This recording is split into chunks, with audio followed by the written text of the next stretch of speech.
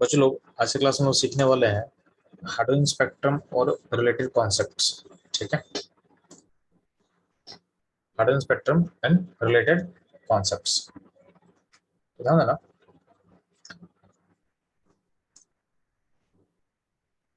जब बात करते हैं हार्डवेयर स्पेक्ट्रम का, तो इसका मतलब क्या होता है पहले आपको समझना बहुत जरूरी है। ठीक है, तो होता क्या है कि अगर मान ले कोई सैंपल है हाइड्रोजन का, मान लेते हैं। ठीक है, तो अगर सैंपल लेते हैं हम लोग, तो सैंपल में एक हाइड्रोजन एटम तो नहीं होता है। जब भी हम कोई सैंपल लेते हैं तो सैंपल में बहुत सारा एच एटम होगा। तो अपने पास एक सैंपल लेते हैं तो सैंपल के अंदर एच एटम होगा। ठीक, अब जो हाइड्रोजन एटम है तो एक नहीं होगा, बहुत सारा होगा। मान लो कि एक एच एटम मैं दिखा रहा हूँ, तो ऐसा बहुत सारा होगा। पर अब स्पेक्ट्रम होता क्या उसको समझना आपको। ठीक है, तो यहाँ पे मैं बहुत कम एच को मैं दिखा पा रहा हूँ।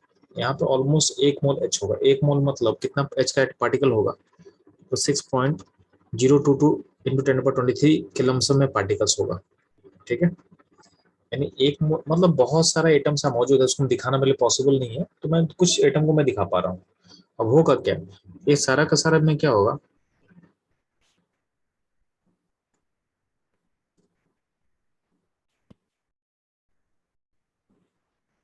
तो ये बच्चों लोग यहाँ पे मैं बता चुका हूँ कि यहाँ पे सैंपल में बहुत सारा एच होगा, सारे को दिखाना क्या पॉसिबल नहीं है। तो यहाँ पे कुछ एच उनको रिप्रेजेंट करने के लिए मैं दिखा रहा हूँ। ठीक है, हर हाइड्रोजन में क्या क्या होगा, अपना एक एनर्जी लेवल होगा, तो हर हाइड्रोजन के पास मैं एनर्जी लेवल में लिख रहा हूँ। ठीक है, तो इसका सेल नंबर 1 है, 2 है, 3 है, 4 है, ऐसे करके इसका अपना एनर्जी लेवल होगा टिल टिल इन्फिनिटी तक, टिल इन्फिनिटी तक। ठीक है, तो जो मैं लाइन में खींच रहा हूँ ये आपका सेल नंबर रिप्रेजेंट कर रहा है। तो यहाँ पे n=1 है, फिर 2 3 4 आगे ऊपर जाएगा। ठीक है, तो ऐसा ही क्या होगा, हर हर हाइड्रोजन का अपना एक एनर्जी लेवल होगा। ठीक है, और सारे हाइड्रोजन में इलेक्ट्रॉन कहाँ रहता है, तो इलेक्ट्रॉन रहता है ग्राउंड स्टेट में। अगर कुछ नहीं तो इलेक्ट्रॉन कहाँ, ग्राउंड स्टेट में। तो मैं रेड कलर में इलेक्ट्रॉन दिखा दे रहा हूँ, तो सारे इलेक्ट्रॉन कहाँ है, आपके N1 में है, यानी ग्राउंड स्टेट में है। बिगिनिंग में सारे हाइड्रोजन का इलेक्ट्रॉन कहाँ होगा, n=1 में होगा, n से ग्राउंड स्टेट में होगा। ठीक है, अब क्या होता है, अब इस सैंपल में क्या होता है, यहाँ से हम लाइट पास करते हैं। ठीक है, यहाँ से एक लाइट पास किया जाता है, और हमें जूम क्या कर रहे हैं कि जो हम लाइट पास कर रहे हैं ना, उस लाइट में सारा फ्रिक्वेंसी अवेलेबल है। ठीक है, तो लाइट हम पास कर रहे हैं, तो लाइट में जो होगा which have which have all frequency,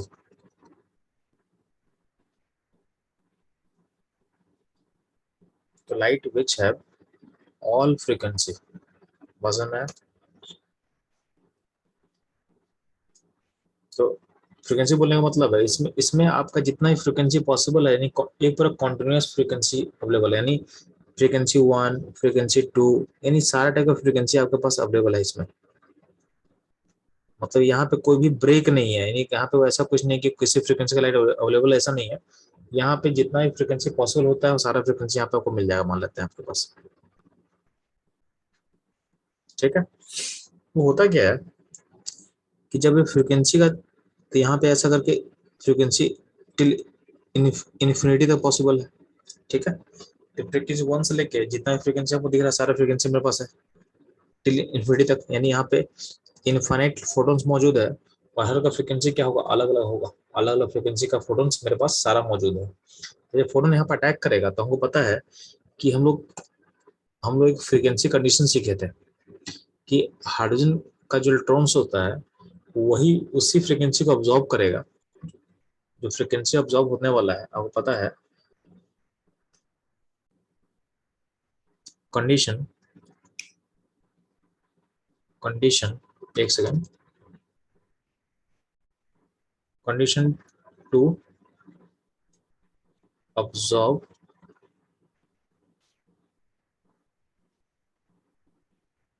frequency, condition to absorb frequency, तो बोला गया है कि वही फोटोन ऑब्जॉर्व होगा। ठीक है, जिसका एनर्जी, तो ऑब्जॉर्व होने के लिए बोला गया कि फोटोन जो ऑब्जॉर्व होने वाला है। Excuse me sir. हाँ रिश्ता बोलो बच्चा। सर आप पहला स्लाइड 1 सेकंड दिखा सकते हैं? हाँ दिखा सकता हूं बच्चा, ठीक है।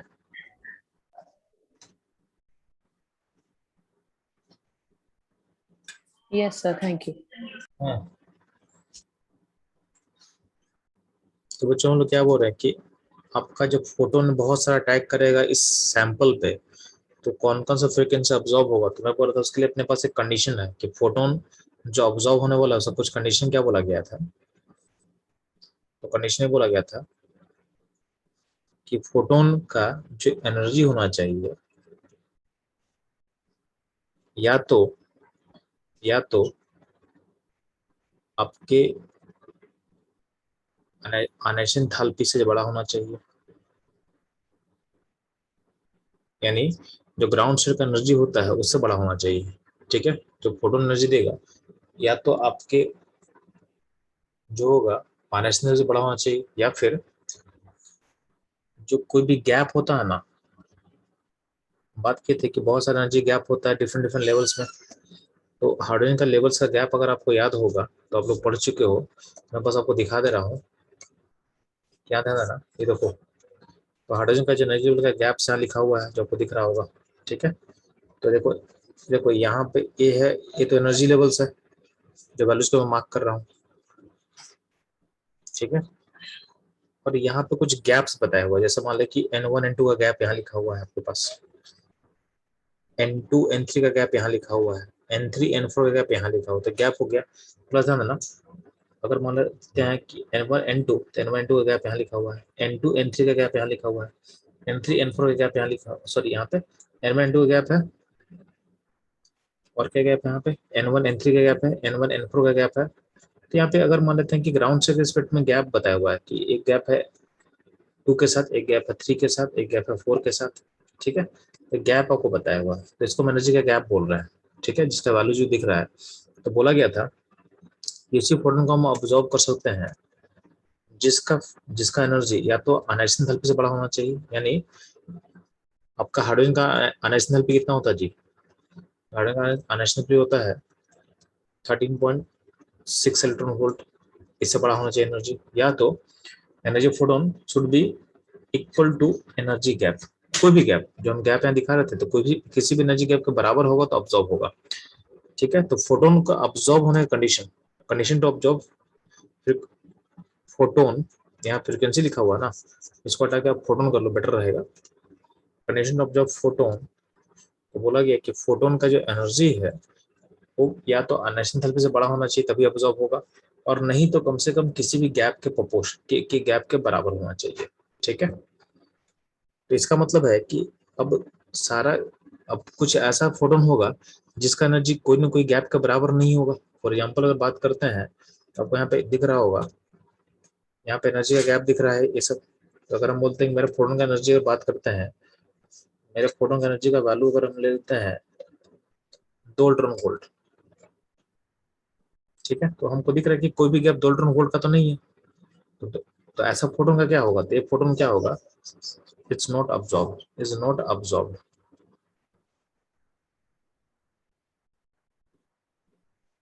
ठीक है, इज नॉट अब्सॉर्ब। तो अगर आपका फोटोन का जो फ्रीक्वेंसी है यानी फोटोन का जो एनर्जी है किसी गैप के बराबर नहीं होगा तो अब्सॉर्ब नहीं होगा, अब्सॉर्ब नहीं होगा, ठीक है, अब्सॉर्ब नहीं होगा, ठीक है, ये ध्यान रखना, ठीक। तो अगर फोटोन का जो एनर्जी किसी गैप के बराबर नहीं हो तो अब्सॉर्ब नहीं होगा, ठीक है। तो ऐसा बहुत सारा फोटोन होगा जो इस गैप के बराबर एनर्जी का नहीं होगा, तो बहुत सारा फोटोन प्रोसेस में अब्सॉर्ब नहीं होता, अब्सॉर्ब नहीं होगा, ठीक है। तो अल्टीमेटली आउटकम क्या होगा कि यहाँ पे जब यहाँ पे आपके पास सारा फ्रीक्वेंसी अवेलेबल है, तो यहाँ पे एक स्क्रीन लगा हुआ है, ठीक है, पीछे में जस्ट सैंपल के पीछे में एक स्क्रीन लगा हुआ है, इस स्क्रीन पे क्या होगा, इस स्क्रीन पे एक फोटोन जो अब्सॉर्ब नहीं होगा जाएगा। तो यहाँ पे अगर देखोगे तो लेफ्ट हैंड साइड में जहाँ पे फोटोन्स है तो यहाँ पे सारा फ्रीक्वेंसी मेरे पास अवेलेबल है, ठीक है। अब जब यहाँ पे होगा तो यहाँ से भी इसको क्रॉस करेगा ना, जब ये लाइट जब क्रॉस करेगा सैंपल को तो कुछ फ्रीक्वेंसी अब्सॉर्ब होगा, कुछ फ्रीक्वेंसी अब्सॉर्ब नहीं होगा, ठीक है। कौन सा फ्रीक्वेंसी अब्सॉर्ब नहीं होगा, जिसका एनर्जी आयनाइजेशन एंथैल्पी से बड़ा नहीं होगा और किसी भी गैप के बराबर नहीं होगा, ऑब्जॉर्ब नहीं होगा, ठीक है। और जिसका फ्रीक्वेंसी यानी जिस फोटोन का एनर्जी आपके आयनाइजेशन एंथैल्पी से बड़ा होगा या किसी गैप के बराबर होगा, अब्जॉर्ब हो जाएगा।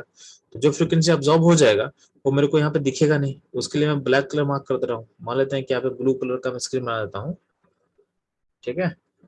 तो कुछ फ्रीक्वेंसी क्या होगा जो अब्जॉर्ब हो जाएगा हमको दिखेगा नहीं, तो अब्जॉर्ब दिखेगा नहीं तो क्या होगा, ठीक है। तो जो फ्रीक्वेंसी अब्जॉर्ब हो गया वो मेरे को किसी दिखेगा नहीं, तो उसके वहां पे मेरे को क्या दिखेगा, तो वहाँ मेरे को ब्लैक स्पॉट दिखेगा, मतलब वो चिपर खाली रहेगा। तो ये जो ब्लैक में मार्क कर रहा हूँ बस उसको रिप्रेजेंट कर रहा है कि कुछ फ्रीक्वेंसी आपके सिस्टम में गायब हो चुका है। गायब हो चुका मतलब अब्जॉर्ब हो चुका है, और बाकी जगह जो है वहाँ पे फ्रीक्वेंसी अवेलेबल है। तो बाकी जगह जहाँ पे मैं डार्क स्पॉट नहीं दिया वहाँ पर मतलब वहाँ पे लाइट मेरे को मिल रहा है। तो यहाँ पे जो स्पेक्ट्रम मेरे को मिल रहा था, एक स्पेक्ट्रम है, इसका बोला गया है अब्जॉर्प्शन स्पेक्ट्रम। अब्जॉर्प्शन स्पेक्ट्रम, जैसे आप फोटोन डालोगे सैंपल में तो इलेक्ट्रॉन जो है हाइड्रोजन का एनर्जी अब्जॉर्ब करके ऊपर जंप करेगा, ऊपर जंप करेगा, ठीक है। ऊपर जब जंप करेगा तो क्या होगा, जो एनर्जी गैप एनर्जी को अक्वायर करके जंप करेगा तो एनर्जी क्या होगा, अब्जॉर्ब हो जाएगा। यानी वो फोटोन जो है मेरे को राइट साइड में दिखेगा नहीं, इसको बोला गया है अब्जॉर्प्शन स्पेक्ट्रम, ठीक है। अब ध्यान ना, सर अब हाँ बोलो बच्चा रिद्धि। सर फिर से थोड़ा एक्सप्लेन कर दीजिए। ध्यान दो, आप सुनो। आपके पास यहाँ पे फ्रीक्वेंसी कंडीशंस है, तो लेफ्ट साइड में मैं क्या बोल रहा था कि लेफ्ट साइड में मेरे पास सारा फ्रीक्वेंसी का फोटोन है, मतलब एक ऐसा लाइट चूज कर रहे हैं जिसमें सारा फ्रीक्वेंसी का लाइट अवेलेबल है, ठीक है। यानी इसमें कोई गैप्स नहीं है। अब इस फ्रीक्वेंसी ऑफ लाइट को, जैसे मान लो कि व्हाइट लाइट है, तो व्हाइट लाइट में कितना लाइट्स होता है, 7 लाइट्स होता है, मतलब डीप ग्योर में जो भी कॉम्बिनेशन सारा रहेगा। तो हम बोले कि एक ऐसा लाइट लेंगे जिसमें सारा जो फ्रीक्वेंसी का लाइट है वो अवेलेबल मान लेते हैं, ठीक है। या मान लो कि चलो हम व्हाइट लाइट ही ले रहे हैं, ठीक है, तो उसमें 7 फ्रीक्वेंसी में अवेलेबल है। तो उस लाइट को अगर हम डालेंगे सैंपल में तो होता क्या है कि आपका कुछ ना कुछ फोटोन अब्जॉर्ब होगा। कौन सा फोटोन अब्जॉर्ब होगा, तो कंडीशन में बात कर चुके हैं। कंडीशन क्या बात कर चुके हैं कि जिस फोटोन का एनर्जी आयनाइजेशन एंथैल्पी से बड़ा होगा या फिर जिस फोटोन का एनर्जी किसी भी एनर्जी गैप के बराबर होगा, जिसको मैं बता चुका हूँ, उसके बराबर होगा तो फोटोन क्या अब्जॉर्ब हो जाएगा। अब्जॉर्ब हो जाएगा तो यहाँ मेरे को दिखेगा नहीं राइट साइड में। जैसे मान लें कि अगर तेरे पास व्हाइट लाइट है, तो व्हाइट लाइट में से अगर मान लेते हैं कि BIBGYOR, ठीक है, तो ये सारा लाइट आपके पास अवेलेबल है आपके पास व्हाइट लाइट में। अगर मान लेते हैं कि इसको जब डालेंगे तो, और मान लेते हैं जूम कर लेते हैं कि यहाँ पे ग्रीन ग्रीन ब्लू और ऑरेंज अगर अब्जॉर्ब हो गया तो बाकी अब्जॉर्ब नहीं होगा, बाकी अब्जॉर्ब नहीं होगा तो बाकी मेरे को दिखेगा राइट साइड में। तो यही हो रहा है कि यहाँ पे जितना फ्रीक्वेंसी आप लेते हो उसमें से कुछ लाइट को अब्जॉर्ब कर लेगा हाइड्रोजन का इलेक्ट्रॉन्स, और कुछ को अब्जॉर्ब नहीं कर पाएगा। जो अब्जॉर्ब नहीं कर पाएगा आपको राइट में दिखेगा, और जिसको अब्जॉर्ब कर लेगा उसके जगह पे एक डार्क स्पॉट आ जाएगा, यानी उस फ्रीक्वेंसी का लाइट मेरे पास अवेलेबल नहीं रहेगा क्योंकि वो अब्जॉर्ब हो चुका है। तो यहाँ पे जो पैटर्न बनेगा ना उसको बोला गया है अब्जॉर्प्शन स्पेक्ट्रम। इस पैटर्न को बोला गया है अब्जॉर्प्शन स्पेक्ट्रम, ठीक है। रिद्धि क्लियर बच्चा? Yes sir. ठीक है, अब ध्यान देना। तो अब सिचुएशन क्या है ना कि अब लाइट अब डालना बंद कर दो। अब लाइट डालना बंद कर दो। अब क्या आपका सैंपल है, तो सैंपल में बहुत सारे एच एटम होगा, लेकिन अब क्या होता है इस सैंपल में जो भी एच एटम है मैं उसे मार्क कर दे रहा हूँ। तो मान लेते हैं कि यहाँ पे एच एटम है, यहाँ पे एच एटम है। तो अब जो इन सब एच एटम को मैं जो एनर्जी लेवल में ड्रॉ करूंगा वो ध्यान से अब देखना। तो चूंकि इसका जो इलेक्ट्रॉन्स जो भी यहाँ पे इलेक्ट्रॉन्स था, एनर्जी लेवल ऐसा मान लेते हैं सबके पास अपना एनर्जी लेवल होगा, एनर्जी लेवल में दिखा रहा हूँ सबका अपना। तो सिचुएशन क्या होगा ना कि हर एच का इलेक्ट्रॉन कहीं ना कहीं एनर्जी को अब्जॉर्ब किया होगा, और एनर्जी अब्जॉर्ब करेगा तो क्या होगा, इलेक्ट्रॉन ऊपर जंप करेगा, यानी हायर एनर्जी लेवल पे आपका इलेक्ट्रॉन जंप करेगा अब्जॉर्ब करके। तो हमें जूम कर रहे हैं कि इस हाइड्रोजन का जो है इलेक्ट्रॉन यहाँ जंप कर गया सेकंड लेवल पे, यहाँ पे जो है यहाँ जंप थर्ड लेवल पे कर गया।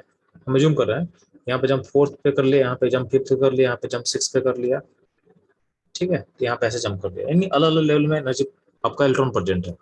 जैसे मान लीजिए कि यहाँ पे हम बस रिप्रेजेंटेशन के लिए दिखा रहे हैं, तो यहाँ पे H एटम दिखा रहा है आपको, यहाँ पे जो N2 है, तो हम एज्यूम करना कि जो H एटम है, यहाँ पे चूंकि आपको पता है कि सैंपल में 1 मोल से ज्यादा H एटम होगा, यानी सैंपल जब लेते हैं तो सैंपल का जो अमाउंट होगा वो 1 मोल से ज्यादा होगा, जिसको हम अब इतना हमको दिखाना पॉसिबल नहीं है, तो कुछ एटम को हम दिखा रहे हैं। तो आपको ये सोचना है कि N2 पे इस H का जो इलेक्ट्रॉन कहाँ जम करे, N2 पे जम करे, तो ये जो H एटम है, ये मान लो कि 10⁻7 H एटम को रिप्रेजेंट कर रहा है, तो 10⁻7 H एटम इक्वल टू क्या है, उसको हम एक H से दिखा रहे हैं। हम एज्यूम करेंगे 10⁻7 8 H एटम को हम एक H से दिखा पा रहे हैं, हम ऐसा मान रहे हैं, ठीक है। तो इतना एटम है सब जगह, तो इतने एटम में हर जगह आपका जो इलेक्ट्रॉन कहाँ होगा, N2 पे होगा। तो हम बोल रहे हैं कि N का जो 2 लेवल है उसमें एक H एटम नहीं होगा, बहुत सारा सिस्टम H एटम होगा जिसका इलेक्ट्रॉन N यानी आपके सेल नंबर 2 पे जम किया होगा। बहुत सारा H एटम होगा जहाँ पे आपका जो होगा इलेक्ट्रॉन जम किया होगा थर्ड पे। बहुत सारा H एटम होगा जहाँ पे N आपका इलेक्ट्रॉन जम किया होगा फोर्थ पे। सिमिलरली बहुत सारा H एटम होगा जहाँ पे आपका इलेक्ट्रॉन जम किया होगा फिफ्थ पे, ठीक है। तो ये सोचना है, मतलब यहाँ पे हम एक एक H दिखा, इसका मतलब ये नहीं है इस लेवल पे बहुत सारा H एटम होगा जहाँ पे इलेक्ट्रॉन यहाँ जम किया होगा। यानी आपका जो सिस्टम है, यानी जो सिस्टम में जितना भी H एटम है उसमें इलेक्ट्रॉन जो है अपने ग्राउंड से जंप कर चुका है एक्साइटेड स्टेट में, ठीक है। तो सिस्टम अपने एक्साइटेड स्टेट में है। आपको पता है कि सिस्टम अपने एक्साइटेड स्टेट से वापस कहाँ आता है, ग्राउंड स्टेट में आता है, वापस अपने कहाँ आएगा, ग्राउंड स्टेट में आएगा, ठीक। जब वापस जब अपने ग्राउंड स्टेट में आएगा, ध्यान देना, तो सिस्टम मतलब जो सिस्टम अपने एक्साइटेड स्टेट से क्या होता है, एक्साइटेड सिस्टम जो है तो अपने एक्साइटेड स्टेट से वापस कहाँ आएगा,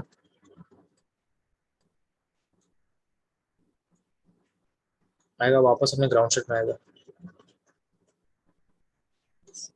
ठीक है। तो वापस जब ग्राउंड स्टेट में आएगा तो ध्यान देना, जैसे मान लें हम एक केस ले रहे हैं, कि मान लेते हैं कि आपका जो हाइड्रोजन एटम है, H एटम है, उसमें अभी आपका जो इलेक्ट्रॉन है N4 पे है मान लेते हैं, ठीक है। इलेक्ट्रॉन यहाँ पे है मान लेते हैं, ठीक है। तो ऐसा एक H एटम नहीं होगा, ऐसा बहुत सारे H एटम होगा, ऐसा बहुत सारे एटम होगा जहाँ पे आपका जो इलेक्ट्रॉन है 4 लेवल पे होगा, ठीक है। अब क्या है, जब ये 4 से वापस कहाँ आएगा, तो वापस आएगा ये 1 पे आएगा। तो आपको मैं दिखा दे रहा हूँ कि ये एनर्जी, मैं बड़ा सा मैं दिखा दे रहा हूँ,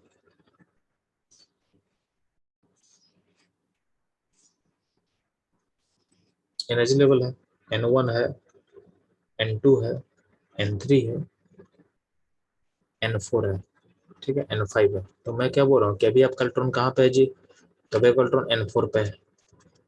तो आपको इस बात को अप्रिशिएट करना है कि यहाँ पे बस एक H नहीं है, बहुत सारा H होगा, ठीक है। अब ध्यान देना, जब वापस जब ग्राउंड स्टेट पे आएगा तो इसका बहुत सारा तरीका होगा आने का। कुछ H एटम में क्या होगा जिसमें डायरेक्टली यहाँ से यहाँ जंप कर जाएगा, ठीक है। आपको ये समझना बहुत जरूरी है कि जो अब्जॉर्प्शन प्रोसेस है, ध्यान देना,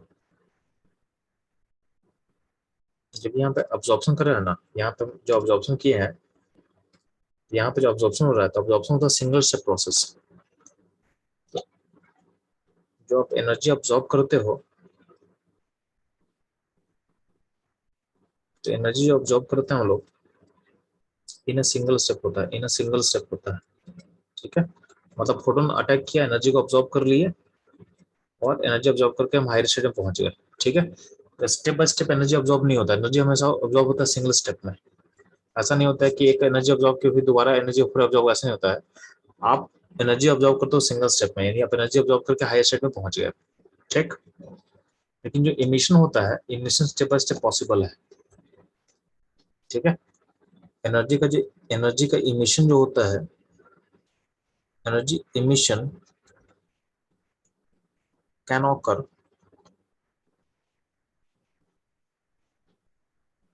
स्टेप बाय स्टेप, ठीक है। Energy emission can occur step by step हो सकता है, ठीक है। तो मैं क्या एज्यूम कर रहा हूँ कि किसी हाइड्रोजन में होगा कि आपका जो जंप है, जो इलेक्ट्रॉन है वो 4 से डायरेक्टली जंप कर जाएगा कहाँ पे, तो 1 पे जंप कर जाएगा, आपके 1 पे जंप कर जाएगा, पॉसिबिलिटी है। तो इलेक्ट्रॉन यहाँ से जंप करे तो उसको ऐसा हम दिखा सकते हैं। यहाँ पे अब जब यहाँ ऊपर हाई लेवल से जब लो लेवल जंप करेगा तो यहाँ पे एक फोटोन निकलेगा, यहाँ पे फोटोन इमिट करेगा, सिस्टम फोटोन इमिट करेगा, ठीक है। कुछ ऐसा ही पॉसिबल है कि कुछ हाइड्रोजन में क्या होगा, जो आपका जो इलेक्ट्रॉन है जो 4 पे होगा, मान लेते हैं किसी एच में डायरेक्टली 1 पे जंप किया, किसी जगह पे क्या होगा, ये जो 4 है 4 से पहले जंप करेगा 2 पे और 2 से जंप करेगा फिर 1 पे, तो ऐसे भी हो सकता है पॉसिबिलिटी। यहाँ पे तो देखोगे तो यहाँ पे दो जंप हुआ है, 2 बार एनर्जी लॉस किया है। एनर्जी का जो लॉस है, जो इमीडिएट एनर्जी किया है वो 2 क्वांटम में किया हुआ है। तो यहाँ पे इस गैप का आपका फोटोन निकलेगा, यानी इस एनर्जी गैप का आपको फोटोन निकलेगा, और यहाँ पे इस एनर्जी गैप का ही आपको फोटोन निकलेगा, ठीक है। बात समझ में आ गया। कहीं कहीं ऐसा पॉसिबिलिटी है कि आपका जो N4 है, यानी आपका जो इलेक्ट्रॉन होगा N4 पे भी होगा, तो वहां से मान लेते हैं यहाँ इलेक्ट्रॉन है, तो ये इलेक्ट्रॉन ऐसे भी आ सकता है, पहले पहले आएगा यहाँ से यहाँ आएगा, फिर यहाँ से यहाँ आएगा, फिर यहाँ से यहाँ आएगा, ठीक है। ऐसा ही पॉसिबिलिटी है, ऐसा ही पॉसिबिलिटी है। तो ये जो ये अलग अलग हाइड्रोजन के बारे में बात कर रहे हैं, यहाँ पे ये अलग हाइड्रोजन है, ये हाइड्रोजन अलग हाइड्रोजन है, ठीक है। ये अलग हाइड्रोजन के बारे में बात कर रहे हैं, यहाँ पर हाइड्रोजन अलग हाइड्रोजन के बारे में बात कर रहे हैं। अलग अलग हाइड्रोजन में जिसमें N4 स्टेट में आपका इलेक्ट्रॉन मौजूद होगा, उसमें अलग अलग पॉसिबिलिटी एग्जिस्ट करता है। तो जो थर्ड पॉसिबिलिटी उसमें देखोगे तो उसमें जो एनर्जी का जो लॉस हुआ है ड्यूरिंग ग्राउंड स्टेट आने में, वो 3 तरीके से हो रहा है, यानी उसमें कितना फोटोन निकलेगा, तो वहाँ पर अलग अलग फ्रिक्वेंसी का 3 फोटोन निकलेगा। तो यहाँ एक निकला फ्रिक्वेंसी का फोटोन, यहाँ निकला और यहाँ निकला, ठीक है। तो चूंकि सारा एनर्जी गैप अलग अलग होता है ना, तो फ्रिक्वेंसी भी ऑफ लाइट का जो निकल रहा हो अलग अलग होगा। इसमें एक और पॉसिबिलिटी हो सकता है जी, तो ध्यान ना, उस पॉसिबिलिटी को मैं बीच में दिखा दे रहा हूँ। यहाँ पे एच को मैं दिखा दे रहा हूँ अभी। यहाँ पे क्या होगा कि पहले जो आपका जो इलेक्ट्रॉन है वो वो जंप करेगा, यहाँ से यहाँ आ गया, यहाँ पे इलेक्ट्रॉन था वो जंप यहाँ से यहाँ किया और यहाँ से यहाँ कर गया। तो ये पॉसिबिलिटी आपको दिख रहा है, ये पॉसिबिलिटी दिख रहा है। तो यहाँ पे दिखे तो यहाँ से फोटोन निकलेगा, तो फोटोन का जो फ्रिक्वेंसी होगा, तो यहाँ से एक फोटोन निकलेगा और यहाँ से एक फोटोन निकलेगा, ठीक है। आपको गौर करना कि N4 से जब N1 में आ रहा है तो उसमें कितना डिफरेंट टाइप का फ्रीक्वेंसी को मिलने वाला है। तो जितना डिफरेंट टाइप का एनर्जी गैप आपको दिख रहा है उतना अलग अलग फ्रीक्वेंसी का आपको लाइट निकलेगा। तो अगर हमसे पूछेंगे कि N4 से यानी N=4 से जब N=1 पे जंप हो रहा है, तो उसमें डिफरेंट टाइप का कितना इमिशन लाइन्स दिख रहा है आपको, तो नंबर ऑफ इमिशन लाइन कितना होगा, यानी अलग अलग फ्रीक्वेंसी का लाइट कितना आपको दिख रहा है। तो गौर करना, मैं गैप को मैं मार्क कर दे रहा हूँ। तो ये मेरा पहला गैप है, जो ब्लू लाइन दिख रहा है पहला गैप है, ठीक है, ठीक है। ये सेकंड गैप होगा, ये आपका थर्ड गैप है। अगर इसको मैं थर्ड बोलूंगा तो ये भी थर्ड होगा, दोनों सेम ही गैप को रिप्रेजेंट कर रहा है, ठीक है। ये थर्ड है तो ये भी थर्ड है, ठीक है। ये आपका फोर्थ होगा, ये आपका फिफ्थ होगा, अगर फिफ्थ है तो ये भी फिफ्थ होगा, दोनों सेम ही गैप है, ठीक है। अगर गैप सेम है तो फ्रिक्वेंसी सेम होगा, यानी लाइट सेम होगा। तो अगर हम बोले कि नंबर ऑफ इमिशन कितना होगा, तो इसके लिए आपको देखना है कि कितना अलग अलग गैप आपको दिख रहा है। जितना अलग अलग एनर्जी गैप दिखेगा उतना ही अलग अलग फ्रिक्वेंसी का लाइट आपको इमिट होने वाला है, ठीक है। उतना ही आपको अलग अलग आपको फ्रिक्वेंसी लाइट इमिट होने वाला है। और एक गैप हमको लास्ट दिख रहा है ये वाला, जिसका हम बोल रहे हैं 6 नंबर। तो अगर हम N4 से N1 पर जंप करेंगे तो उस केस में आपको 6 टाइप का डिफरेंट इमिशन लाइन दिखेगा, जो कि अगर हम यहाँ पे अगर हम स्क्रीन प्लेस करें, तो मेरा स्क्रीन अगर यहाँ प्लेस होगा, इस स्क्रीन पे एक छोटा सा मैं आपको सैंपल बता रहा हूँ कि यहाँ पे 6 अलग अलग फ्रीक्वेंसी का लाइट आपको दिखेगा, यानी 6 अलग फ्रीक्वेंसी का लाइट दिखेगा आपको। मतलब उसके अलावा और कोई पॉसिबिलिटी नहीं है। अगर आपका N4 से N1 पे जंप होगा तो 6 अलग अलग पॉसिबिलिटी का आपको लाइट दिखेगा। बात समझ में आ गया?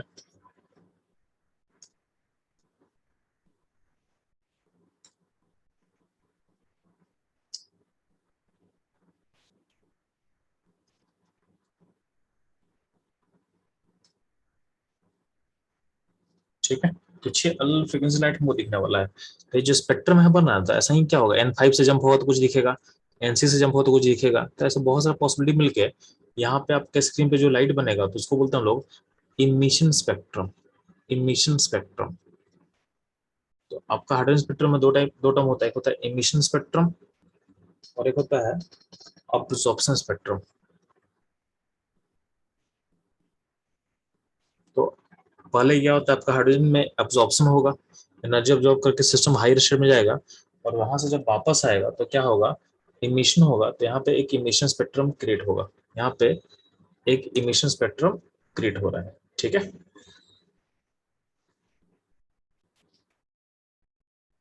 तो चलो आप लोगों को हाइड्रोजन स्पेक्ट्रम क्लियर हुआ कि इमिशन स्पेक्ट्रम किसको बोलेंगे, अब्जॉर्प्शन स्पेक्ट्रम किसको बोलेंगे। अब एक टॉपिक होता है कि आपको इमिशन लाइन काउंट करना आएगा। किसी भी जब आपका हाइड्रोजन कल्ट्रॉन हाई एनर्जी लेवल से जब लोअर एनर्जी लेवल पर जंप करता है, हाई एनर्जी लेवल से जब लो एनर्जी पे जंप करेगा तो लाइन इमिट करेगा। तो पॉइंट आता है how to count number of emission line.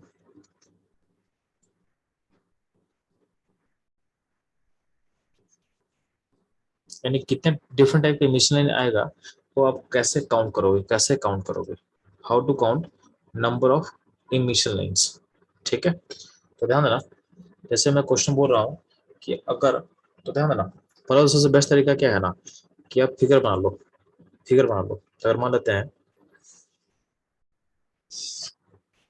कि अगर हम बोल रहे हैं कि मेरा भी अभी जो इलेक्ट्रॉन है वो N3 पे है। ठीक है।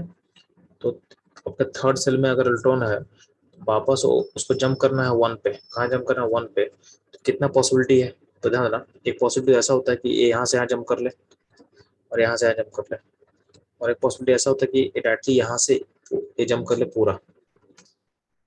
ठीक है। यानी इलेक्ट्रॉन यहाँ से जो डायरेक्टली है यहाँ से यहाँ भी जंप कर सकता है। यहाँ पे 3 पॉसिबिलिटी दिख रहा है जंप का। तो इसमें नंबर ऑफ इमिशन कितना होगा, 3 होगा। जितना पॉसिबिलिटी होगा, ठीक है, जितना डिफरेंट पॉसिबिलिटी होगा। तो आपका देखो, आपका ये भी एक पहला लाइट है, ये सेकंड लाइट है और थर्ड लाइट है। तो यहाँ पे 3 अलग अलग एनर्जी गैप मेरे को दिख रहा है। तो यहाँ पे 3 आपका इमिशन लाइन होगा, 3 emission line, 3 emission line possible है। ठीक है। N4 में तो हम बता चुके थे जस्ट अभी आपको, N4 में कितना पॉसिबिलिटी होगा। आप लोग अभी जस्ट आप लोग ड्रॉ करोगे N5 में कितना पॉसिबिलिटी होगा। आप लोग को देखना है कि अगर मेरा जंप हो रहा है N5 से N1 पे, यानी आपका N5 स्टेट से आपको जंप करना है N1 स्टेट पे, तो इस जंप के लिए कितना लाइन पॉसिबल है आपको ड्रॉ करके देखना है फर्स्ट। यानी आपका इलेक्ट्रॉन अभी है N5 पे और इसको वापस आना है N1 पे। ठीक है। N1 पे आना है तो कितने अलग अलग फ्रिक्वेंसी का लाइट इमिट करेगा फास्ट मुझे बताएंगे आप लोग।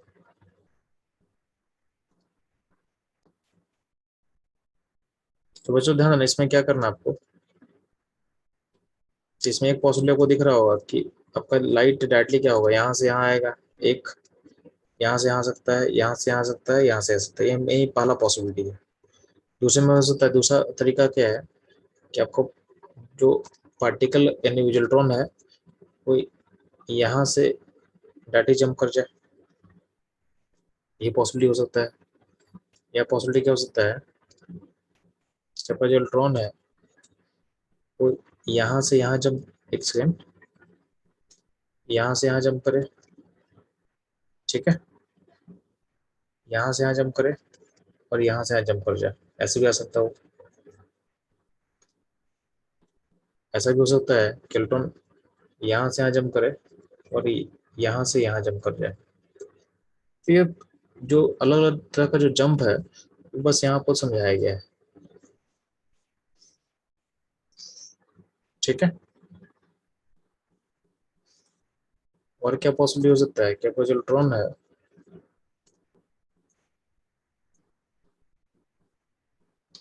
यहाँ से यहाँ जंप करे और फिर यहाँ से यहाँ जंप कर जाए, ये पॉसिबिलिटी हो सकता है। ठीक। एक और पॉसिबिलिटी क्या हो सकता है कि आपका जो इलेक्ट्रॉन है यहाँ से यहाँ जंप करे और फिर यहाँ से यहाँ जंप कर जाए। ठीक है, तो जितना सारा पॉसिबिलिटी मैंने ले लिया है। अब देखो यहाँ पे अलग अलग फोटोन कितना हो सकता है, तो ध्यान देना, इसको अगर 1 मान रहा है, इसको 2 मान रहा है, इसको 3 मान रहा है, इसको 4 मान रहा है, अरे 5 हो गया, तो ये भी 1 होगा और ये भी 2 होगा और ये 6 हो जाएगा, नया फ्रीक्वेंसी है। ये 7 हो जाएगा, ये 8 हो जाएगा। ठीक है, ये फिर से 1 हो जाएगा और ये 9 हो जाएगा, ये 10 हो जाएगा और ये फिर से क्या हो जाएगा, 4 हो जाएगा।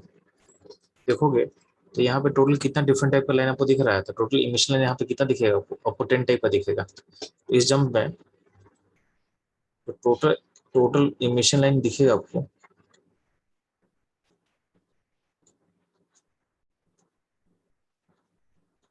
वो 10 होगा। क्या होगा, वो 10 होगा।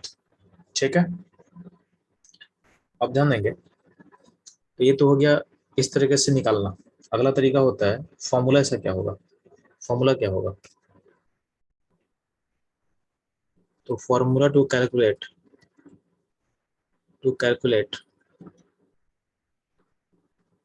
नंबर ऑफ इमिशन लाइन,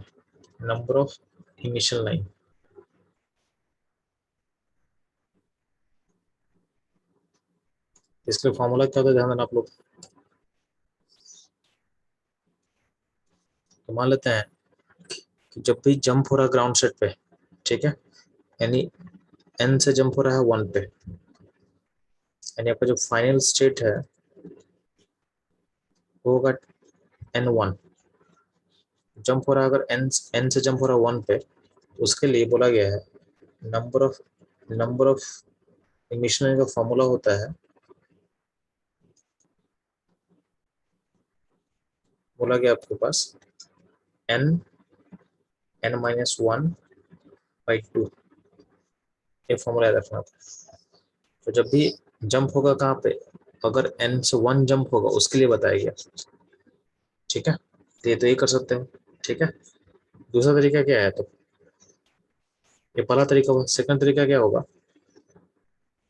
कि आप क्या करना, जंप अगर n से 1 पे जंप अगर हो रहा है तो नंबर ऑफ इमिशन लेने का तरीका क्या होता है कि n-1 plus n-2 plus n-3, इसको आप ऐड करते जाओ। कब तक ऐड करोगे, जब तक ये जीरो ना हो जाए, जब तक ये जीरो ना हो जाए तो भी आपका निकल के आ जाएगा। ठीक है, तो भी निकल के आ जाएगा। तो दोनों तरीके से आप निकाल सकते हो। फॉर एग्जाम्पल देखो, उसको हम प्रूफ कर लेते हैं। जैसे मान लेते हैं कि हमको, मेरे पास अगर बोल रहे हैं कि जंप हो रहा है n5 से जंप हो रहा है n1 पे, यानी बेसिकली 5 से जंप हो रहा है 1 पे, इसको निकाल, यहाँ पे n का वैल्यू क्या होगा, 5 होगा, यानी 5 से 1 पे जंप हो रहा है। तो अगर हम इसको अप्लाई करते हैं, नंबर ऑफ इमिशन लाइन अगर निकालना होगा,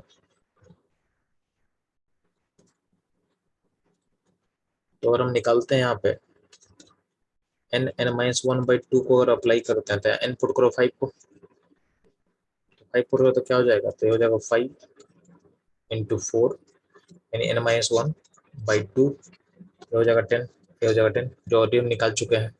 तो पहला तरीका हुआ। सेकंड तरीका क्या है कि हम 5 से स्टार्ट करते, क्या होगा 5 - 1, 5 - 1, 5 - 2, 5 - 3, 5 - 4। ठीक है, 5 - 5 तो जीरो हो जाएगा, सो करने की जरूरत नहीं है आपको। ठीक, तो यहाँ पे ये कितना, ये वैल्यू कितना होगा, ये वैल्यू को दिख रहा होगा 4, ये वैल्यू कितना दिख रहा है आपको 3, वैल्यू कितना दिख रहा है आपको 2, ये दिख रहा है आपको 1। इन सारों को आप ऐड करो, तो ऐड करोगे तो कितना आ रहेगा, 4 + 3 7 + 2 9 + 1 10। दोनों तरीके से आपका आंसर कितना 10 ही आ रहा है। ठीक है, तो दोनों तरीके से आप निकाल सकते हो। लेकिन ज़्यादा अच्छा क्या है ना, ज़्यादा अच्छा जो होगा आपको, ये जो प्रोसेस है इसको आपको समझना है, इसको समझने की बहुत जरूरत है। ज़्यादा ना 5 - 1 यानी जो 4 आ रहा है, 4 आखिर क्या रिप्रेजेंट कर रहा है, तो बोला गया है कि अगर मान लेते हैं, तो वहाँ पे जैसे अगर मान लेते हैं कि अब आपका सिस्टम देखो आप यहाँ जो यहाँ लिखा हुआ ना, यानी 5 से 1 पे जंप कर रहा है, तो अगर जंप डायरेक्ट अगर 1 पे होगा, ठीक है, तो 5-1 का मतलब क्या समझो आप? 5-1 का मतलब समझो आप ध्यान से। जैसे आप देखोगे ना, तो इसको ऐसा समझो, जैसे अगर मान लीजिए तेरे पास ये 5 तक का एनर्जी लेवल में ड्रॉ कर दिया, तो इसमें मैं लाइन को ऐसे दिखा रहा हूँ, N1 ये है, ठीक है, लाइन को मैं थोड़ा एक्सटेंड कर देता हूँ।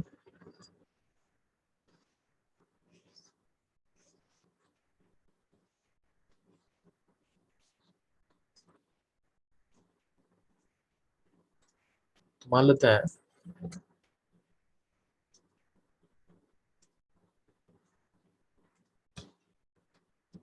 यहाँ पे इलेक्ट्रॉन आपके पास है, तो देखो अगर देखो 1 पे जंप करने का कितना पॉसिबिलिटी है, मतलब पॉइंट है कि 5 है यहाँ पे और यहाँ पे 1 है मान लेते हैं, बाकी क्या था 2 3 4, तो मान लेते हैं कि 1 पे डायरेक्ट जंप करने का कितना पॉसिबिलिटी 1 पे, तो अब इलेक्ट्रॉन यहाँ से भी 1 पे जंप कर सकता है, यहाँ से भी 1 पे जंप कर सकता है, और यहाँ से भी 1 पे जंप कर सकता है, और यहाँ से 1 पे जंप कर सकता है। तो ये सारा फोटोन तो हम लोग काउंट किए थे ऑलरेडी।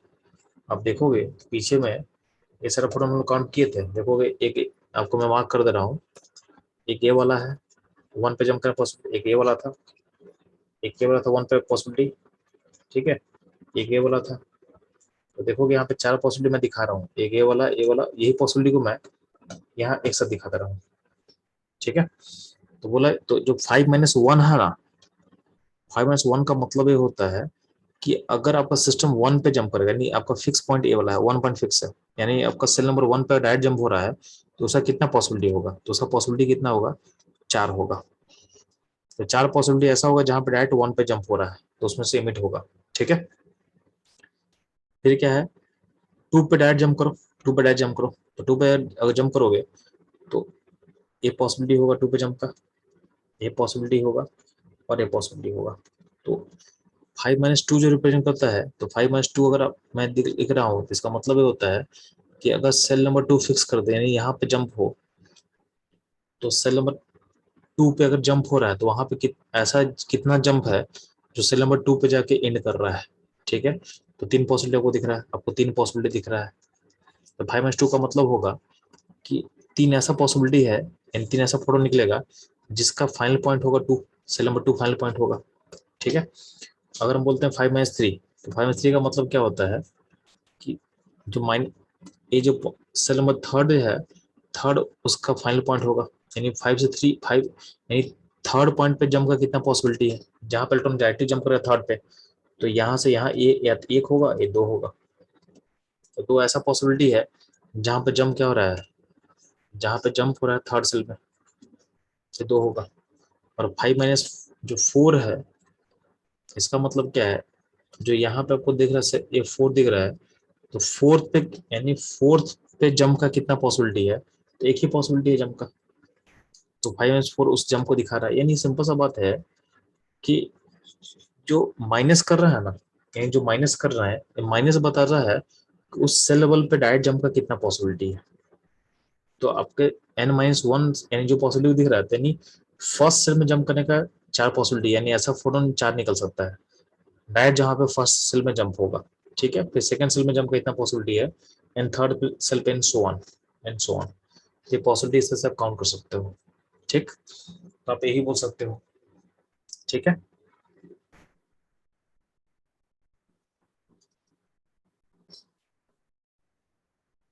तो चलो अब पे इमिशन एंड काउंट करना समझ में आ चुका है। अब ध्यान रखना, कभी कभी क्या होता है ना, कभी कभी पूछेगा आपसे ना, how to how to count how to count number of emission lines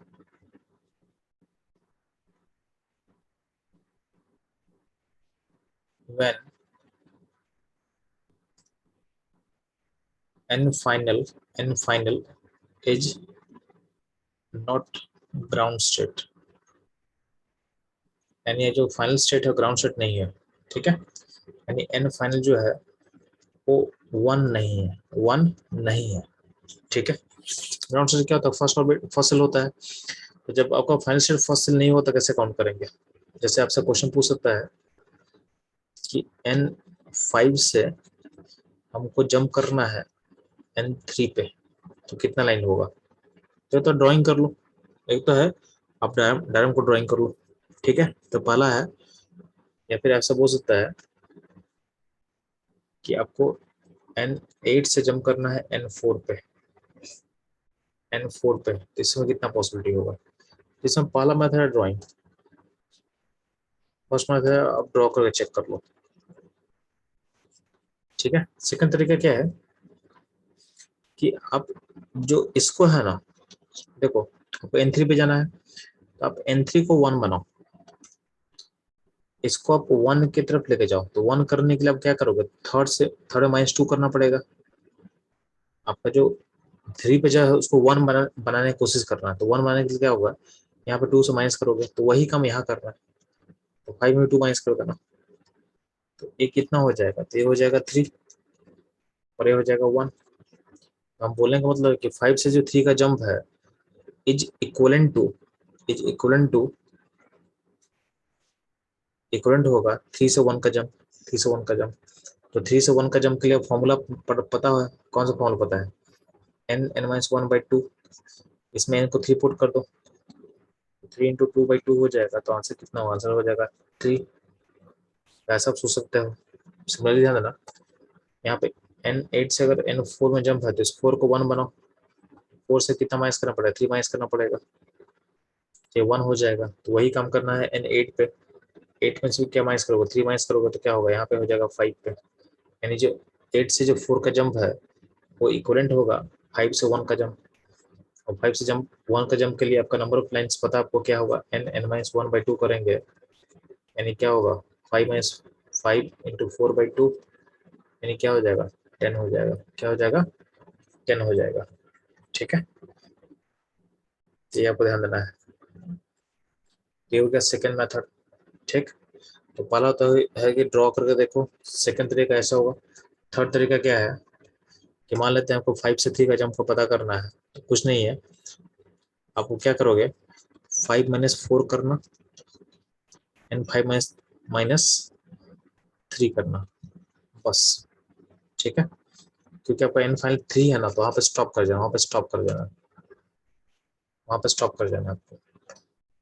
तो क्या हो गया, यहाँ पे 1, यहाँ पे हो गया 2, तो टोटल नंबर लाइन कितना हो जाएगा, 3 हो जाएगा। इसका मतलब फोर्थ सेल पे जंप करने का एक पॉसिबिलिटी है और थर्ड सेल पे जंप करने का 2 पॉसिबिलिटी है, ठीक है। और आपसे बोला जाएगा कि हमको निकालना है 8 से 4 का जंप के लिए निकालना है, तो क्या होगा, आप क्या करोगे 8 - 7,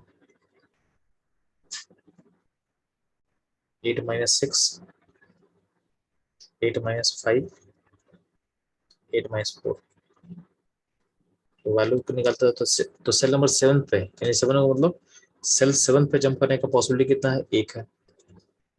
सेल नंबर 6 पे जंप करने का पॉसिबिलिटी कितना है, 2 है। सेल नंबर 5 पे जंप करने की कितना पॉसिबिलिटी है, तो 3 है, ठीक है। सेल नंबर 4 पे जंप करने की कितना पॉसिबिलिटी है, तो 4 है।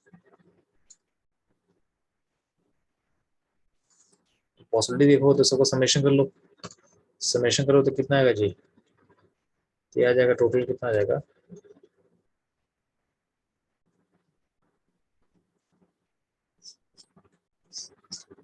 10 लाइन आ जाएगा। कितना आएगा, 10 लाइन्स आ जाएगा, ठीक है। तो ये भी एक तरीका है, निकाल सकते हो। तो जो भी आपको सूट करता है उसके थ्रू आप इसको निकाल सकते हो, ठीक है।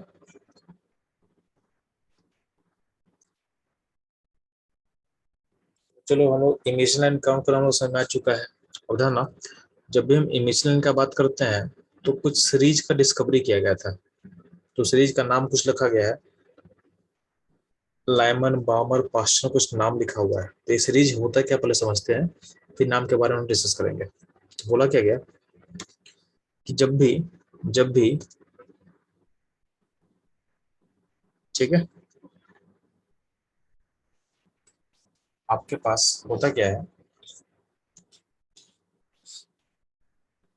जैसे मान लें कि आपके पास यहाँ पे एनर्जी लेवल ड्रॉ किया हुआ है, ठीक है, तो एनर्जी लेवल ड्रॉ किया रहेगा तो यहाँ पे 1 2 3 4 5 6 7 लिखा हुआ है।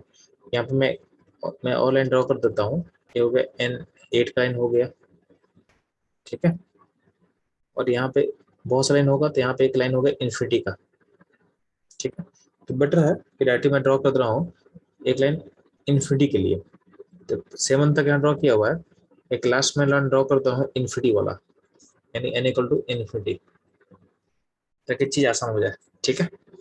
तो बोला क्या गया है कि लेमन सीरीज उस पॉसिबिलिटी को हम बोलते हैं, लेमन सीरीज उस पॉसिबिलिटी को हम बोलते हैं जिसमें क्या होता है कि आपका जो इलेक्ट्रॉन का जो जंप हो रहा है वो जंप होगा डायरेक्टली 1 पे, ठीक है, तो जंप जो होगा तो 2 से 1 हो सकता है, तो 2 से 1 का जंप के लिए ये लाइन दिखाया गया, जंप 3 से 1 हो सकता है, ये लाइन दिखाया गया, जंप 4 से 1 हो सकता है, ये लाइन दिखाया गया, ठीक है, जंप 5 से 1 हो सकता है, यानी जंप होना चाहिए, यानी आपका जो फाइनल पॉइंट है 1 ही होना चाहिए। तो लेमन सीरीज का जो फाइनल पॉइंट है यानी एन फाइनल क्या होगा वो 1 ही रहेगा, ठीक है। इनिशियल जो होगा एन इनिशियल जो होगा वो एन इनिशियल 2 3 4 5 कुछ भी हो सकता है, से इन्फिनिटी तक कुछ भी हो सकता है, लेकिन एन फाइनल पॉइंट क्या होगा 1 ही होगा। तो इस तरह का जंप में जो भी लाइन इमिट करेगा उसको हम बोलते हैं, वो लाइट का जो लाइट होगा, जो लाइट इमिट हो रहा है उस लाइट को हम रखा गया है लाइमन सीरीज का पार्ट, उसको हम बोलते हैं लाइमन सीरीज का पार्ट, ठीक है। यानी और एक और जंप होगा, ये जो लास्ट में दिखा दे रहा हूँ, ये जंप हो रहा है इन्फिनिटी से, ये जंप हो रहा है इन्फिनिटी से, ठीक है, जंप हो रहा है इन्फिनिटी से। तो देखा गया है कि लाइमन सीरीज का जो भी लाइट इमिट हो रहा है वो सारा का सारा लाइट अल्ट्रा वायलेट रीजन में लाई करता है, यूवी रे में लाई करता है, इधर ना। अब पॉइंट कुछ कुछ इंपॉर्टेंट पॉइंट ये होता है कि इसमें कभी कभी बोलता है कि लाइट जो निकल रहा है उसका वेवलेंथ क्या होगा निकालना है, तो वेवलेंथ हम कैसे निकालते हैं ध्यान देना, तो उसके लिए फॉर्मूला आप लोग पढ़ चुके already, 1/λ r z square n final minus n initial, ये फॉर्मूला में आप डाल देना, ठीक है। तो आर क्या होता है, आर होता है रेडबर्ग नंबर, आर होता है रेडबर्ग नंबर, आर का वैल्यू हम लोग पढ़ चुके कितना होता है 1.1 इंटू 10⁻7 मीटर इनवर्स होता है, ठीक है। तो हम बस जैसे मान लें कि यहाँ पे हाइड्रोजन है तो हाइड्रोजन का जेड जेड क्या होगा, तो जेड होगा, अगर एच हो तो उसका जेड क्या होगा, जेड हो जाएगा 1, तो जेड को 1 पुट कर देंगे, तो आर का वैल्यू पता चल गया, जेड का वैल्यू पता चल गया। अब मान लेते हैं कि हमको मेरा एन फाइनल अगर 1 है, एन फाइनल 1 पुट कर देंगे, और इनिशियल अगर एन अगर 2 है मान लेते 2 पुट कर देंगे, तो 2 से 2 अगर पुट कर देंगे तो आपका जो 2 से 1 का जो लाइट जंप हो रहा है यहाँ, यानी इस पॉसिबिलिटी का जो हम बात कर रहे हैं, इसका मेरे को लैम्डा मिल जाएगा, इसका मेरे को लैम्डा मिल जाएगा इस लाइट का। अगर हम पुट कर देंगे इस वाले का, यानी एन फाइनल 1 है और इनिशियल इन्फिनिटी है, इस लाइट का मेरे को लैम्डा मिल जाएगा, इसका मेरे को लैम्डा मिल जाएगा, बस मैं, यानी हम अलग अलग जो यहाँ पे इमिशन लाइन है उसका हम लैम्डा निकाल सकते हैं, लैम्डा निकाल सकते हैं using Rydberg equation, using Rydberg equation हम लैम्डा को निकाल सकते हैं, ठीक। अब ध्यान दोगे, अगर आपसे पूछा जाएगा कि लाइमन सीरीज में लैम्डा एनर्जी गैप मिनिमम क्या होगा, यहाँ पर एनर्जी गैप तो है ना, एनर्जी गैप और लैम्डा में रिलेशन क्या होता है, इनवर्स का, ठीक है, लैम्डा एनर्जी गैप का रिलेशन इनवर्स का होगा, तो एनर्जी गैप अगर मिनिमम होगा लैम्डा क्या होगा, मैक्सिमम होगा, और एनर्जी गैप अगर मैक्सिमम होगा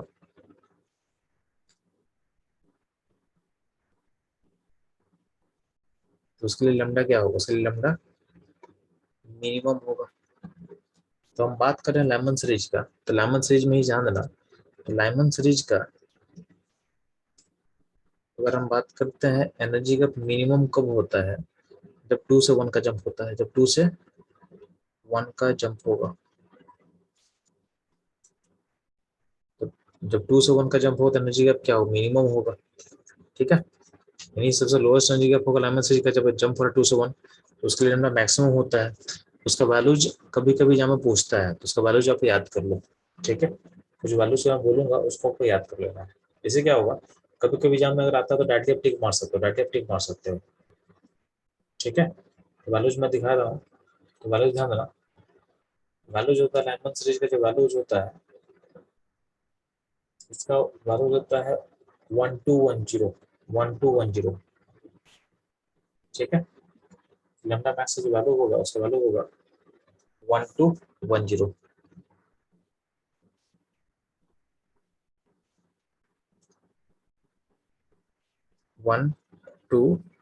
1210 एंगस्ट्रॉम होता है लैम्डा मैक्स का वैल्यू, ठीक है। अगर हम बात करते हैं और एनर्जी गैप अगर हम बात करते हैं मैक्सिमम कब होगा जी, तो एनर्जी गैप मैक्सिमम तब होता है, एनर्जी गैप मैक्सिमम तब होगा जब जंप कौन सा होगा, जंप होगा इन्फिनिटी से वन पे, इन्फिनिटी से अगर वन पे जंप होगा तो एनर्जी गैप क्या होगा, मैक्सिमम होगा। उस मैक्सिमम जब एनर्जी गैप होगा तो आपका लेमडा क्या होगा, लेमडा मिनिमम होगा। लेमडा मिनिमम का जो वैल्यू होता है उसका वैल्यू आपको पता होना चाहिए, उसका वैल्यू होता है 910 एंगस्ट्रॉम होता है, 910 एंगस्ट्रॉम होगा, ठीक है। ये हो गया आपका लाइमन सीरीज का मिनिमम वेवलेंथ जो पॉसिबल है। मिनिमम वेवलेंथ पॉसिबल कब होगा, जब एनर्जी गैप मैक्सिमम होगा। मैक्सिमम एनर्जी गैप का मतलब क्या बोलना चाह रहे हैं, जब जंप हो रहा है इन्फिनिटी से लेकर वन पे, ठीक है। उसका वैल्यू होता है 910 एंगस्ट्रॉम। और लैम्डा मैक्सिमम कब होगा, जब एनर्जी गैप मिनिमम होगा। एनर्जी गैप मिनिमम कब होगा, जब जंप होगा 2 से 1 पे, उसका लैम्डा है 1210 एंगस्ट्रॉम, 1210 एंगस्ट्रॉम, ठीक है। ये ध्यान देना। लैम्डा का उल्टा हो जाएगा फ्रीक्वेंसी, तो लैम्डा मैक्सिमम हो तो फ्रीक्वेंसी मिनिमम होगा। ऐसे पता है कि आपको एनर्जी का और फ्रीक्वेंसी में रिलेशन क्या होता है, एनर्जी का और फ्रीक्वेंसी का रिलेशन क्या होता है, डायरेक्ट रिलेशन होता है। तो जितना गैप मिनिमम होगा तो फ्रीक्वेंसी भी मिनिमम होगा, उसके अकॉर्डिंग आप फ्रीक्वेंसी भी निकाल सकते हो, ठीक है। फ्रीक्वेंसी कैसे निकालोगे, तो लैम्डा पता है, lambda into frequency equal to क्या होता है, सी होता है। तो इस रिलेशन से आप फ्रीक्वेंसी निकाल सकते हो, ठीक है। तो ये रहा ऑल अबाउट लाइमन सीरीज, ठीक है।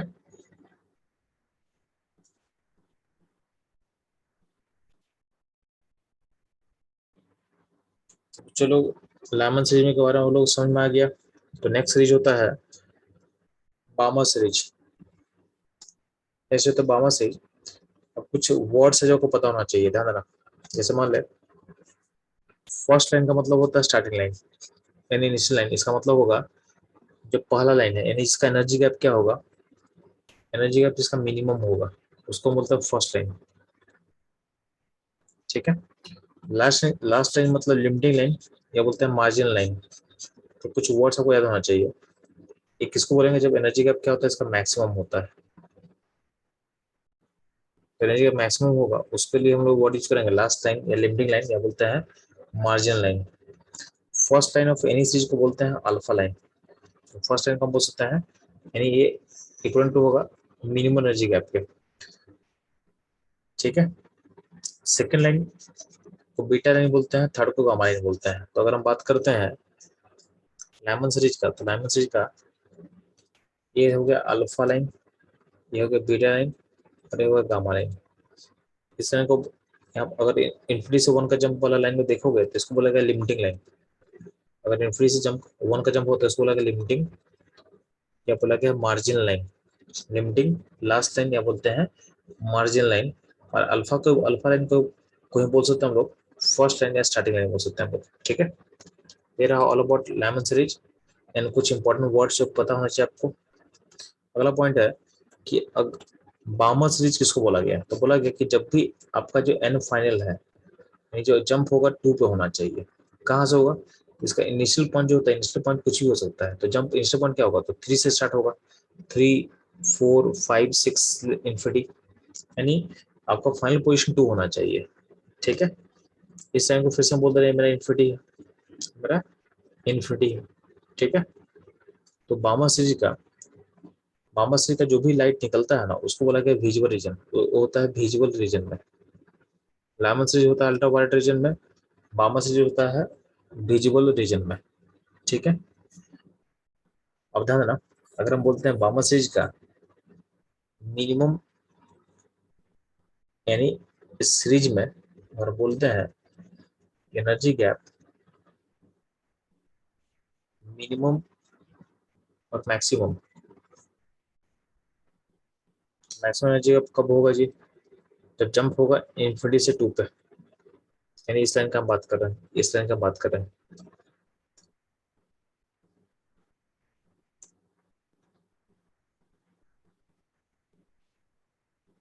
ठीक है, इस इन्फिनिटी से 2 पे जो जंप हो रहा है, एक सेकेंड, इन्फिनिटी से जब 2 पे जंप हो रहा है तो उसको बोलते हैं एनर्जी गैप मैक्सिमम। और मिनिमम एनर्जी गैप कब होगा? जो जंप होगा 3 से 2 पे। इसका जो लेमडा निकाला गया तो इसका लेमडा का जो वैल्यू होता है उसका वैल्यू मैं बता रहा हूँ आपको, ध्यान सुनना। 6565 3636, ठीक है। इसका वैल्यू जो होता है, इसका वैल्यू होता है 6565 एंगस्ट्रॉम के आसपास होता है। कुछ वैल्यूज को मैं सिंप्लीफाई कर रहा हूँ ताकि आपको याद करना आसान हो जाए। और इसका वैल्यू जो होता है, सॉरी यहाँ पे मैं रिवर्स कर लिख रहा हूँ, ये हटाओ इसको। जब एनर्जी का मैक्सिमम हो तो क्या होगा? लेमडा क्या होगा? लेमडा मिनिमम होगा। लेमडा मिनिमम का वैल्यू होता है, बाउंड सीरीज का वैल्यू होता है 3636 एंगस्ट्रॉम। और अगर मान लेते हैं कि एनर्जी का मिनिमम होगा तो लेमडा क्या होगा? तो आपका लेमडा क्या होगा? लेमडा मैक्स होगा। लेमडा मैक्स का वैल्यू होता है 6565 एंगस्ट्रॉम, ठीक है। तो वैल्यूज दोनों याद रखना, क्योंकि होता है कि ना कि लाइमन और बामर का जो क्वेश्चन सब पूछता है बार बार, तो ये आपको मे बी आपको एग्जाम में आएगा तो डायरेक्ट आपको याद रहेगा तो आप टिक कर सकते हो, जिससे आपका टाइम सेव हो जाएगा। तो कुछ वैल्यूज को आपको याद करने से आपका फायदा रहेगा, ठीक है। इसलिए मैं वैल्यूज लिख रहा हूँ कि अगर आप याद करें बहुत अच्छी बात है, ठीक है। और अगर याद नहीं भी होगा तो बता चुका है फॉर्मूला, आप रेडबर्ग इक्वेशन अप्लाई करके आप उसको निकाल सकते हो, आप उसको निकाल सकते हो, ठीक है। दे रहा ऑल अबाउट क्या? बामर सीरीज,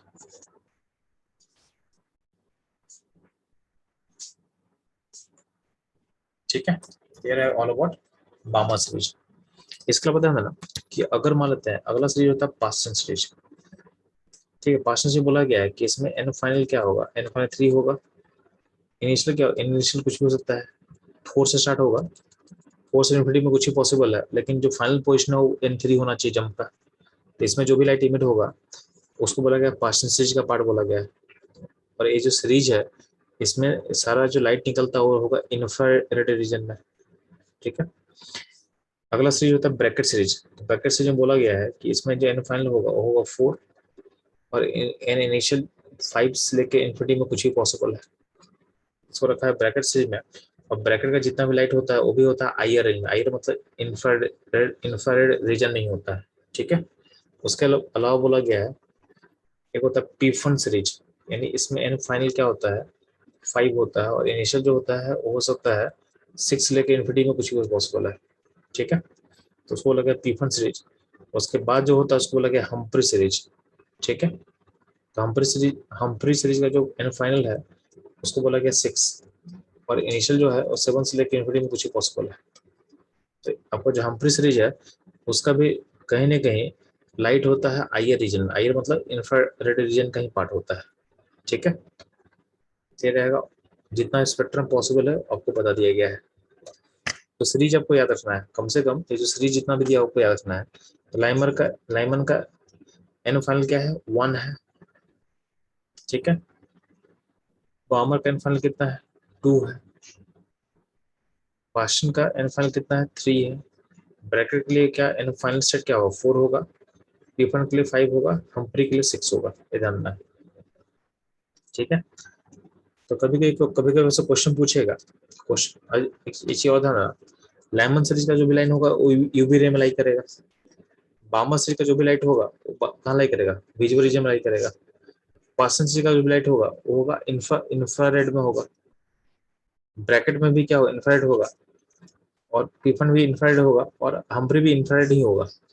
फार इंफ्रारेड है लेकिन उसको आप इंफ्रा बोल सकते हो, इंफ्रारेड ही बोलोगे।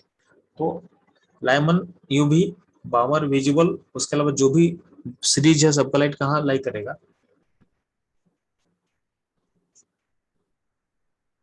इंफ्रारेड में ही लाई करेगा, आईआर रीजन में ही लाई करेगा लाइट्स। ठीक है, तो कभी कभी क्वेश्चन क्या पूछता है आपसे, अगर हम जंप कर रहे हैं, अगर हम जंप कर रहे हैं लाइट को, यानी 6 से 1 का जंप हो रहा मान लेते हैं, तो 6 से 1 का जंप में बोला गया है कि लाइमन का कितना लाइट होगा, बामर का कितना लाइट होगा, पास्टन कितना लाइट होगा। तो ध्यान ना, 6 से 1 का जंप में अगर डायरेक्ट जंप होगा 5 पे,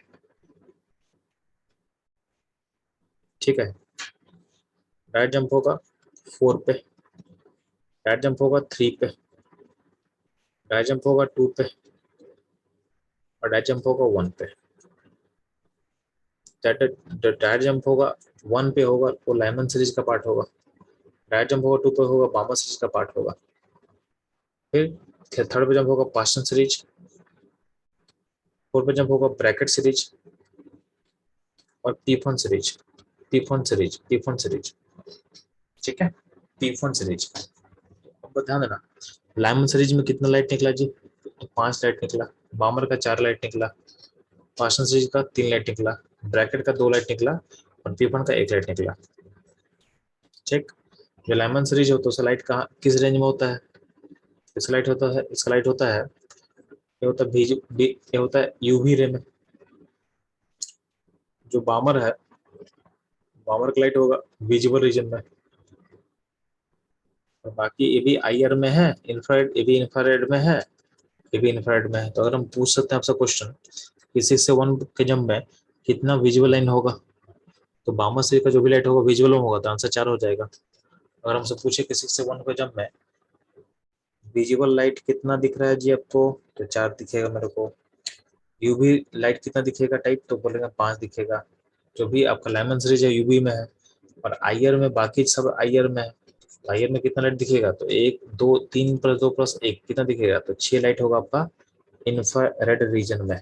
ठीक है, तो क्वेश्चन ऐसे भी आपसे पूछ सकता है, क्वेश्चन ऐसे भी आपसे पूछा जा सकता है।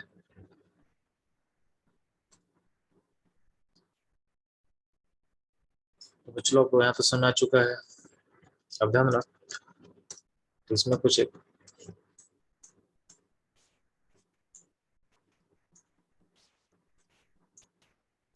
जैसे यहाँ बोला हुआ क्वेश्चन बोला हुआ आपके पास, बोला गया calculate wavelength of first line of बामर series. तो फर्स्ट लाइन का मतलब होता है बामर मतलब एन फाइनल कितना होगा 2 होगा, और एन इनिशियल कितना होगा 3 होगा। तो 3 से 2 का जंप का लाइन निकालना आपको, बस आप क्या करोगे 1/λ equal to R Z square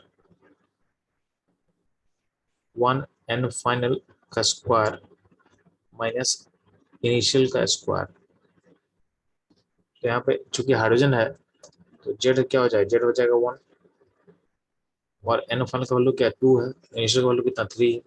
put कर देंगे तो लेमडा का वैल्यू निकल के आ जाएगा। और यहाँ पे आर का वैल्यू क्या होता है, तो आपको आर का वैल्यू पता है कितना होता है 1.1 × 10⁷ मीटर इनवर्स होगा। ठीक है, तो आपका वैल्यू निकल के आ जाएगा, और वैल्यू ऑलरेडी निकल के बता चुके हैं कितना होता है जी। ये बामा सीरीज का लेमडा मैक्स है, बामा सीरीज का लेमडा मैक्स है, उसका वैल्यू मैं बोला हूँ 6565 एंगस्ट्रॉम।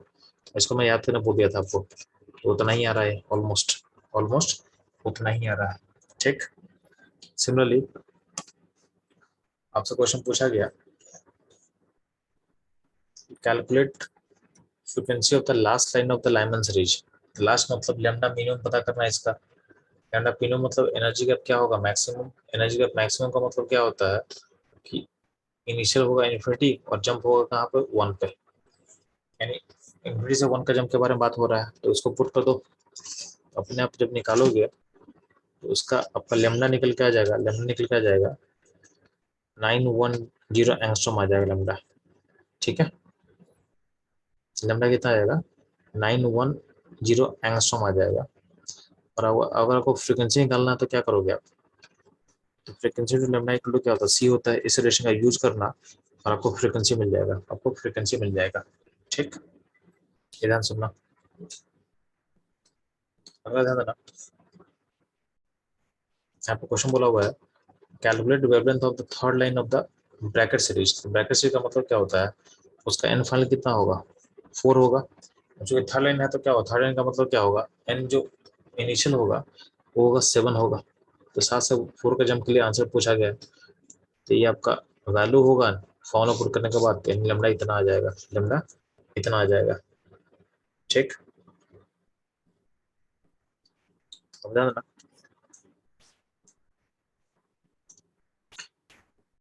क्वेश्चन 28 में बोला हुआ है कि wave number of the first line of bound series दिया हुआ है कितना, बोला था wave number of the first line of bound series of lithium plus 2 spectrum क्या होगा। आपका हाइड्रोजन स्पेक्ट्रम मतलब Z इक्वल टू 1 में आपका दिया हुआ फर्स्ट लाइन का आपको वेव नंबर दिया, वेव नंबर क्या होता है, तो 1 बाई लेमडा को बोला गया है वेव नंबर। तो 1 बाई लेमडा का वैल्यू इतना हो, इतना सेंटीमीटर में दिया हुआ है, ये सेंटीमीटर में दिया हुआ है। ठीक है, ये आपका सेंटीमीटर दिया हुआ है। ठीक, और हमको निकालना क्या है, हमको लिथियम प्लस 2 का, लिथियम प्लस 2 में तो जेड कितना होगा 3 के लिए, जेड 3 के लिए हमको निकालना है सेम लाइन का वेव नंबर निकालना है। ठीक है, मेरे को ये दिया हुआ वैल्यू, ये वैल्यू मेरे को दिया हुआ है। ठीक, चूंकि जेड होगा हाइड्रोजन का 1 तो पुट कर देंगे, तो वैल्यू मेरे को दिया हुआ है। अब देखो लिथियम के लिए जेड का वैल्यू कितना पुट करोगे, तो लिथियम के लिए जेड का वैल्यू पुट करो 3, तो जेड का जब वैल्यू हम 3 पुट करेंगे, यानी इसमें जब जेड 3 पुट किया जाएगा तो ध्यान रहे इसको हम ऐसे लिख सकते हैं क्या, तो आर जेड्स को अलग कर दिए, तो ये जो वैल्यू है, ये वैल्यू हो जाएगा हाइड्रोजन के लिए, और को पता है वो कितना होता है, ये वैल्यू होता है इतना, इसको put कर दे, यानी बेसिकली क्या कर रहे हैं जेड को से मल्टीप्लाई कर देंगे, यानी 9 से सॉरी बोल रहा हूँ 9 से मल्टीप्लाई करने पे, ठीक है, अब क्या होगा, तो अगर आप 9 से मल्टीप्लाई करो तो आपका आंसर निकल के आ जाएगा। ठीक है,